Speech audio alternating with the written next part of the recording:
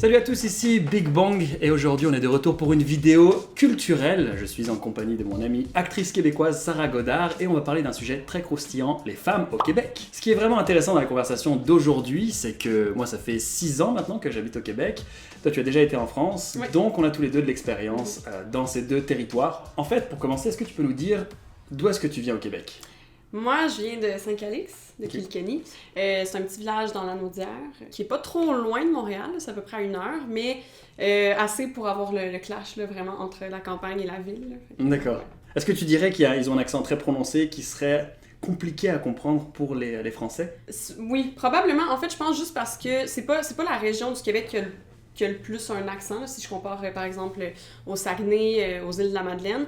Mais il y a quand même quelque chose qui se produit à Montréal, tout simplement qu'il y a une espèce de normalisation du français, je pense, parce qu'on est tellement habitué, on côtoie plus d'immigrants, ou etc. Donc je pense qu'il y a quand même un niveau de langue qui change à Montréal. Alors, avant de continuer, je pense que c'est important de faire un avertissement. C'est que, évidemment, le sujet dont on va parler aujourd'hui suscite beaucoup d'opinions différentes.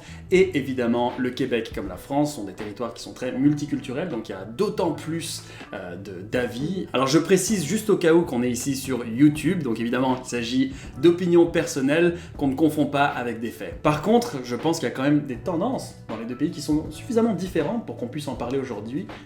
Tu me diras si tu es d'accord ou pas avec moi, et que la pertinence de cette vidéo se trouve donc dans le fait de réfléchir tout simplement, se poser des questions. Et évidemment, vous êtes les bienvenus si vous souhaitez partager votre expérience personnelle, la section des commentaires est là pour ça. Alors, pour commencer, j'ai lu un livre qui s'appelle Code Québec, qui est très très intéressant pour tous les francophones qui souhaitent immigrer au Québec, ou pour des gens qui veulent tout simplement en apprendre plus sur la province. Il y a aussi une émission du même nom sur Télé-Québec. Par contre, je pense pas que ce soit disponible en dehors de la province, et c'est la raison pour laquelle on fait cette vidéo aussi aujourd'hui, mais il y a un mot en particulier qui est très connu au Québec, qui est le mot germaine.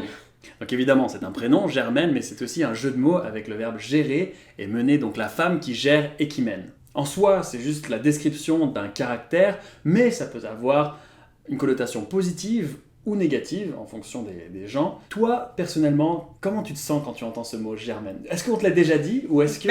Oui, je l'ai déjà entendu, mais tu vois, je savais même pas que ça venait de gère et mène. Tu pensais que c'est... C'est vraiment niaiseux, mais je me disais, probablement Germaine, c'est aussi un prénom. Oui, c'est ça. Parce que c'est le féminin aussi de Germain, Germain. ouais. Puis je me disais peut-être aussi que ça a une origine allemande, tu sais. Ça, Après je ça, sais j'ai pas. comme pourquoi ça serait relié aux Allemands, là, mais non, je Ouais. savais. Ah d'accord, bah c'est ça, gérer et J'en mener. apprends moi Mais aussi. est-ce que tu connaissais la connotation de ce mot? Oui, je connaissais Ouais. l'expression, mais c'est ça, je savais pas l'origine. Et ben c'est ça, puis c'est typique souvent la femme de la maison là, qui impose un peu la mentalité. Mais c'est le cliché aussi, tu sais, l'homme qui travaille, la femme qui reste à la maison, mais que c'est elle qui décide comment ça fonctionne. Tu sais, c'est la responsable de la maison. Fait que je pense que ça a découlé de ça aussi là, dans la culture. Donc c'est plus nécessairement associé à ce personnage-là, mais c'est quelqu'un qui veut mener le couple, disons, là, parce que c'est plus dans un couple qu'on dit ça. Là. Selon toi, c'est plus négatif ou positif? Négatif. Négatif, Négatif ok. parce que c'est comme ça reste un stéréotype, là, tu sais, comme... D'accord, parce qu'il y a l'image Ah, ouais. de la femme forte au Québec, la femme qui dirige. Que Ouais. les hommes sont un peu plus relax et que c'est vraiment les femmes qui, on va en parler un peu plus tard, c'est vraiment les femmes qui vont cruiser, c'est vraiment Ouais. les, tu vois, qui prennent les devants, qui ont cette prise d'initiative. On voit aussi que de plus en plus de femmes vont à l'université, sont diplômées, donc on a un peu cette tendance à voir des femmes qui prennent des positions qui étaient historiquement et traditionnellement plus des positions d'hommes au niveau professionnel. Ouais. Passons maintenant au sujet encore plus croustillant de la séduction. Ouais. Alors ici, on va uniquement parler de relations hétérosexuelles parce que sinon c'est un tout autre débat. Il y a cette image, en France en tout cas, que le Québec est un peu un Eldorado. C'est-à-dire qu'il y a de la nature, il y a des opportunités d'emploi, il y a un niveau de sécurité qui est relativement plus élevé en général, mais ce n'est pas tout. Et j'ai beaucoup d'amis français qui me demandent « Ah ouais, bon, est-ce que c'est vrai que les femmes québécoises sont celles qui font le premier pas ? Qui viennent te voir, qui te payent des bières, etc. » Alors moi, j'avais pas du tout d'attente ou j'avais pas de préjugés sur la femme québécoise. Je venais ici et je l'ai appris effectivement. Ça m'est arrivé quelquefois que des femmes qui étaient intéressées viennent me voir avec une bière en me la proposant. Ça m'a surpris parce que c'est quelque chose qui arrive très rarement, ça m'est jamais arrivé en France. Mais toi personnellement, est-ce que tu l'as déjà fait? Ou en sachant aussi, je tiens à le préciser, que en réalité, c'est pas toujours la femme qui fait le premier pas. C'est plutôt égalitaire à ce niveau-là. Ben, je trouve ça drôle parce que clairement, je l'ai déjà fait. Par contre, moi, c'était pas une bière. C'était le typique shooter. C'est quoi le typique shooter?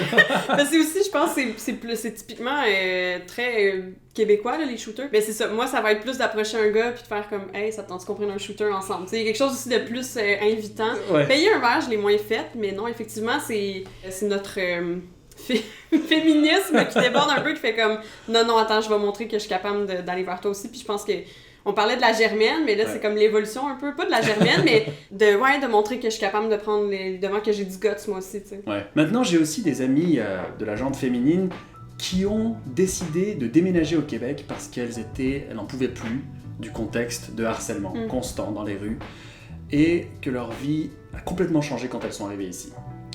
Alors, est-ce que toi, tu as vécu ça en France ou est-ce que tu as des expériences similaires? Parce qu'effectivement, on l'entend moins. Les gens qui viennent ici, il y a moins d'harcèlement, on va moins te siffler. Ben, c'est sûr, malheureusement, parce qu'on est encore dans le monde actuel. Il y en a à Montréal, mais de manière plus agressive, c'est vraiment plus rare. Puis la plupart du temps, quand ça m'arrive, c'est la nuit. Évidemment, c'est toujours un risque de marcher seule quand t'es une femme.